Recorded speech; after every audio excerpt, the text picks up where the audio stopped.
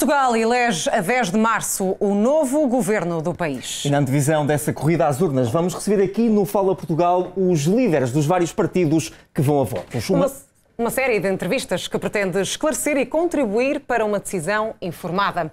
As caras que vão definir o futuro do país vão passar pela Record. E arrancamos esta ronda pelos candidatos às eleições legislativas antecipadas com Inês Sousa Real, porta-voz do PAN, Partido de Pessoas, Animais, Natureza. Boa noite, seja muito bem-vinda ao Fala Portugal. Boa noite. Os portugueses precisam de ver clarificados os possíveis entendimentos entre os partidos antes de irem a votos. Ontem, Mariana Mortágua acusou o PAN de ser uma fraude política na Madeira por se ter aliado à direita. Como é que responde a isto e com quem afinal está o PAN mais disponível ou mais interessado em se entender num cenário pós-eleitoral? Antes de mais, muito boa noite, muito obrigada pelo convite, é um gosto estar aqui.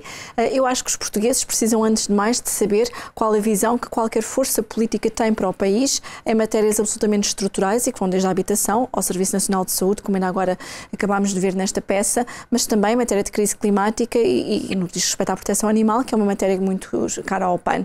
Naquilo que têm sido as acusações de Mariana Mortágua ao PAN, eu recordo que fraude eleitoral é aquilo que o Bloco de Esquerda fez quando não só se apresenta agora a eleições, esquecendo-se que estamos em eleições precisamente porque quando do Orçamento de Estado de 2021 estendeu a passadeira à extrema-direita ao permitir que o Orçamento não fosse a especialidade e não dar essa oportunidade quando o país precisava de respostas no pós-pandemia.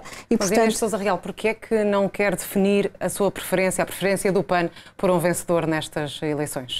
O PAN tem como preferência as suas causas e valores, as causas e valores que representa na Assembleia da República. Nós só estaremos em condições de fazer uma avaliação de quem é que tem condições para merecer aquela que possa ser a adesão do PAN ou a viabilização do PAN a um possível governo, percebendo até onde é que o partido que esteja em condições de formar o governo está disponível a ir pelas causas que nós representamos. Mas não acha que os portugueses mereciam estar esclarecidos antes de irem às urnas? Os portugueses, neste momento, aquilo que neste momento o PAN já demonstrou através do seu trabalho é que, como a única deputada na Assembleia da República, fomos o partido da oposição que mais medidas conseguiu aprovar.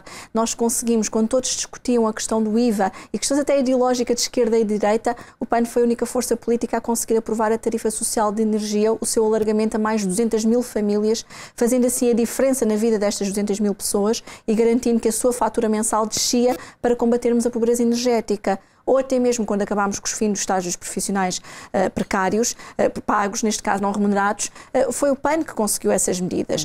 Da mesma forma que na proteção animal foram mais de 40 milhões de euros ao longo desta legislatura. É com isso que os portugueses podem contar com uma força política extremamente útil em que o seu voto, se querem de facto depositar o voto nestes valores e nestes princípios, foi o PAN que fez este trabalho, este caminho. Porque sentarmos-nos à mesa com quem concorda connosco é muito fácil, a dificuldade está em sentarmos à mesa com quem discorda da nossa visão e conseguimos fazer avanços de causas para o país que neste momento é absolutamente estrutural, que face à crise socioeconómica que estamos a viver, é importante conseguirmos não só termos uma visão de médio e de longo prazo, como também garantirmos que uma agenda verde, uma agenda de economia verde, da sustentabilidade, da empatia para com o próximo, porque os portugueses têm neste momento o direito também a sonhar com uma vida melhor e com maior qualidade de vida. Mas isso não se reduz, de facto, a esta dicotomia da esquerda e da direita e menos ainda a uma visão absolutamente redutora de ficarmos fechados numa bolha ideológica e não estarmos disponíveis para dialogar com ninguém. Inês Sousa Real, e se o não de Luís Montenegro ao Chega não for de facto um não redondo, quando chegar a hora, alinharia num acordo que envolvesse o Chega? De forma alguma, o PAN já deixou muito claro que não está disponível para qualquer acordo governativo ou de incidência parlamentar que dê a mão ao Chega. Para nós é uma linha vermelha. Nós prezamos muito o nosso Estado de Direito Democrático, não alinhamos com forças políticas que põem em causa valores da nossa democracia, pilares essenciais e inclusivamente questões como a igualdade de género, a igualdade para as pessoas LGBTI, as questões também da natureza e da proteção da natureza e da proteção animal, com o revivalismo das touradas, só que infelizmente esta matéria, esta preocupação não é exclusiva do Chega. Eu recordo que Luís Montenegro, ao ter escolhido reavivar a Aliança Democrática e trazer consigo quer o Nuno Melo e o CDS, quer o PPM, trouxe consigo preocupações também muito graves do ponto de vista destes valores que no ano em que estamos prestes a celebrar os 50 anos do 25 de Abril, não seria esperado uma aliança desta natureza. No assunto das touradas, essa seria uma moeda de troca obrigatória no caso de um entendimento com a Aliança Democrática, por exemplo? O fim das touradas? Eu não acredito que seja possível um entendimento entre o PAN e a Aliança Democrática. Eu recordo que na Madeira nós temos um acordo apenas com o PSD, que não há touradas na Madeira e, portanto, o PAN fez avançar a sua agenda, que inclusivamente vai ter agora já várias medidas incluídas no orçamento já de regional, ao nível da Madeira. Portanto, aquilo que nos parece então, efetivamente... Então está a descartar um acordo à direita, no fundo? Aquilo que efetivamente nós não estamos disponíveis para acordos que tenham forças políticas contrárias aos valores que o PAN representa. E eu recordo que Luís Montenegro optou por dar a mão e trazer consigo, não só incluir nas listas pessoas como Gonçalo Graça Pereira, que atenta em cada intervenção que faz aos direitos das mulheres, atenta também à proteção animal, bem como o próprio CDS. E, portanto, não é com uma agenda que não corresponde ao século XXI, que não é progressista, que nós vamos conseguir fazer os avanços que o país precisa. Então preferia que fosse o PS a ser o vencedor destas eleições? Nós, neste caso, aquilo que preferimos é que o PAN recupere um grupo parlamentar. Essa é a nossa preocupação e esse é o nosso foco. E quem tiver em condições de governar o país, estabelecer também as suas linhas vermelhas, e aí veremos, de facto, Luís Montenegro vai querer ter como parceiros os parceiros da AD e o Chega, ou se vai querer ter forças políticas que efetivamente têm trabalhado e construído e preservado a democracia, mas também os valores do 25 de Abril, que hoje mais do que nunca se têm que renovar perante todas estas ameaças. O objetivo é então voltar a ter um grupo parlamentar. O que lhe pergunto é, o partido já definiu alguma meta no que toca ao número de deputados que gostaria de eleger? Para o PAN, de facto, ter mais força, porque conseguimos com uma deputada única fazer este trabalho, e que ter um grupo parlamentar recuperando o lugar não só em Setúbal, onde já tivemos representação, Lisboa, mas também o Porto, é absolutamente fundamental.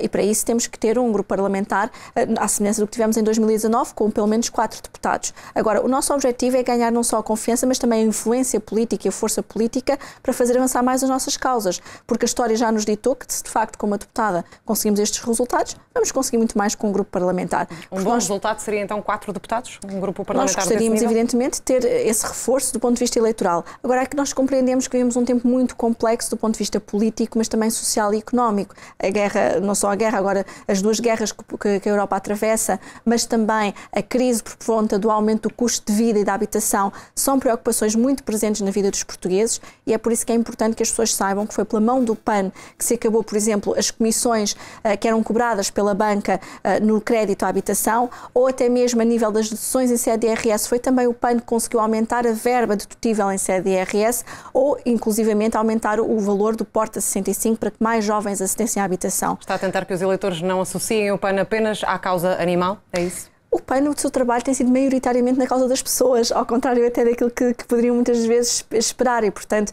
é de facto importante que as pessoas saibam onde é que está o ADN das medidas que foram feitas, estes avanços, porque se nós formos o partido da oposição que mais baixou a carga fiscal para as famílias, contribuindo assim para um alívio da sua fatura, e aqui eu falo não apenas do IVA zero do cabaz essencial, mas também do IVA que foi reduzido em matérias como os leites vegetais, as margarinas vegetais, a aquisição de bicicletas, ou até mesmo a dedução em sede de IRS em matéria de habitação, mas também na proteção animal. Foram mais de 40 milhões de euros ao longo desta legislatura que conseguimos aprovar, e agora mais recentemente o IVA zero para as associações de proteção animal na aquisição dos bens alimentares para os animais, quando temos mais de metade das famílias em Portugal com animais de companhia. É importante que saibam quem é que de facto está por trás destas medidas, e que ao aplicarmos estas medidas na proteção animal, estamos a falar também a trabalhar para as pessoas, porque quem paga a alimentação e os cuidados médico-veterinários são as pessoas, e é por isso que quando defendemos hospitais públicos veterinários para os animais, não estamos a falar apenas da proteção animal. Também poderíamos estar e estaríamos orgulhosamente a falar disso, mas estamos a falar essencialmente de medidas de cariz social. Não tem real que numa sociedade com guerras, com inflação, problemas na saúde, que já foi aqui mencionado, a causa animal seja vista como secundária para os portugueses? De forma alguma, os portugueses têm cada vez mais empatia para com os animais. Nós temos mais de metade dos lares portugueses que têm animais de companhia, e num contexto tão complexo em que sabemos que as pessoas preferem muitas vezes deixar de comer elas próprias para dar de comer aos seus animais, e em que nos pedem precisamente para baixar o IVA. Levar um animal ao veterinário é taxado hoje a 23%, como se fosse um bem de luxo. Nós não podemos continuar a querer ter políticas de empatia, em termos sociais, de respeito pelo próximo, incluindo pelos animais, e depois taxar os serviços essenciais como se fossem bem de luxo. E estas medidas são políticas sociais para as pessoas e também, evidentemente, para a proteção animal. Inês Sousa Real, para a habitação, é um dos problemas mais fortes neste país, neste momento. Que propostas concretas têm, sendo que, corrija-me se estiver errada, defendem a suspensão da venda de imóveis em Lisboa para não residentes em Portugal? Isto seria uma medida positiva? Em que sentido? E pergunto-lhe também, seria fácil de executar e de fiscalizar? Bom, eu começo por referir que, de facto, em matéria de habitação, o PAN conseguiu já fazer avanços muito concretos nesta legislatura, legislatura, quer com a questão das taxas, do fim das taxas abusivas na banca, quer também com a questão do crédito à habitação para os mais jovens. Temos defendido que deve ser reposto o crédito bonificado para que os mais jovens tenham direito a ter acesso à casa própria, mas conseguimos o alargamento do Porta 65, o que é muito importante, porque a idade média dos jovens hoje para saírem de casa são 29 anos, mas pelo caminho, infelizmente, ficou uma medida que achamos que é da mais elementar justiça, que era a suspensão da execução da penhora da casa de morada de família. Perante a crise habitacional que estamos a ver e com o aumento das pessoas em situação de sem-abrigo, ou seja, sem teto nas ruas, pessoas que estão neste momento a trabalhar, mas não têm dinheiro para pagar um quarto ou para pagar uma casa. É essencial que o Estado não só crie um mecanismo travão, como criou na pandemia, mas que simultaneamente coloque o parque habitacional público ao serviço da população.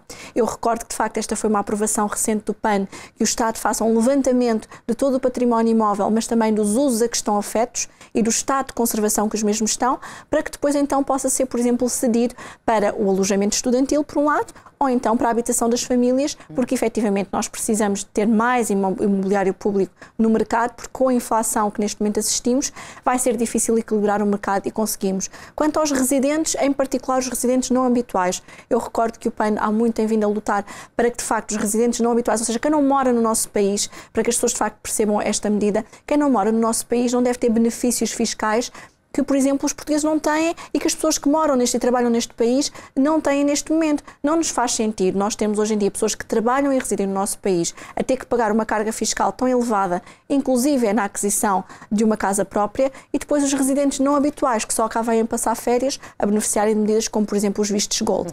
Para o PAN isto não faz qualquer sentido, é estar a extrapolar e criar uma bolha imobiliária, e precisamos dar acesso às pessoas que aqui residem, inclusivamente do ponto de vista da integração, quer de migrantes e de refugiados, porque sob pena não temos uma política social coerente com aquilo que depois se propagandeia. Só para fecharmos, que promessa concreta quer deixar aqui aos portugueses para estas legislativas de 2024? Bom, eu acho que os portugueses, as pessoas em geral estão fartas de promessas, preferem antes de facto saber os compromissos que nós pretendemos para o país, e o PAN, de facto, como partido responsável que é da oposição, estabelece o compromisso de continuarmos a lutar pelos avanços das nossas causas, colocarmos as causas ao centro da vida política e por conseguirmos continuar a trabalhar com um grupo parlamentar com muito mais força, porque se com uma deputada única fomos de facto o partido da oposição que mais medidas conseguiu conquistar, com um grupo parlamentar vamos continuar a trabalhar para fazer estes avanços e para que os nossos valores possam prevalecer.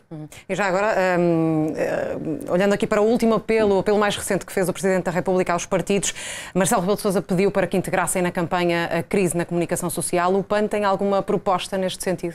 Sim, nós estamos absolutamente solidários com a crise que tem-se vindo a assinalar no setor da comunicação social, em particular agora com os trabalhadores do Grupo Global Media, e para nós, medidas como as que foram criadas na Dinamarca, em que a famosa taxa Google, que se aplica através de todos os motores de busca, possam reverter as verbas da publicidade também para os jornais e para as rádios, parece-nos que é da mais elementar justiça e que garantia assim uma maior capacidade financeira, mas também de independência destes meios. Nós não podemos politizar os órgãos de comunicação social, são um pilar essencial, não é à toa que são chamados o quarto poder, e não podemos deixar de nos solidarizar.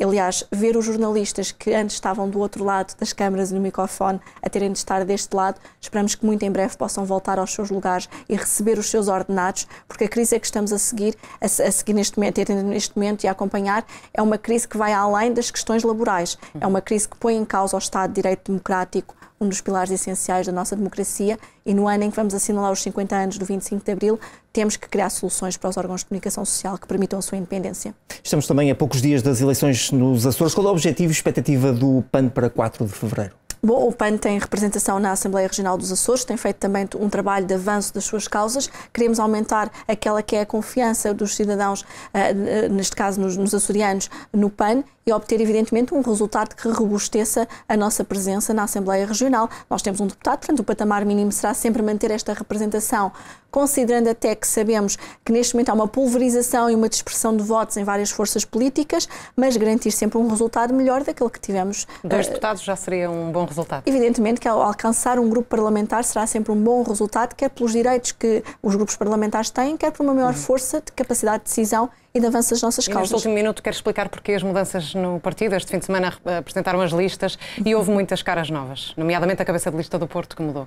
nós devemos sempre pugnar por haver renovação partidária. Nós temos candidaturas também de jovens, não podemos sistematicamente dizer que queremos trazer os jovens para a política e não lhes dar voz, e é por isso que o PAN tem não só candidaturas que pugnam pela paridade, mas também por trazer rostos novos e haver esta renovação. Mas no caso em particular do Porto, temos a candidata Anabela Castro. A Bibiana Cunha será a mandatária da lista, por opção própria, por questões pessoais e laborais, optou por não integrar a lista como cabeça de lista, mas tenho a plena confiança que a nossa candidata Anabela Castro e os demais candidatos também, neste caso o número 2 também o Hugo Alexandre Trindade e os demais candidatos, farão não só a representação do Distrito do Porto da melhor forma, como também iremos recuperar este lugar na Assembleia da República, tendo assim também o próprio território nacional mais representado em termos de causas na Assembleia da República. Muito bem, Inês Sousa Real, muito obrigado e até uma próxima oportunidade aqui na Record. Obrigado e boa noite. Boa noite. Obrigada.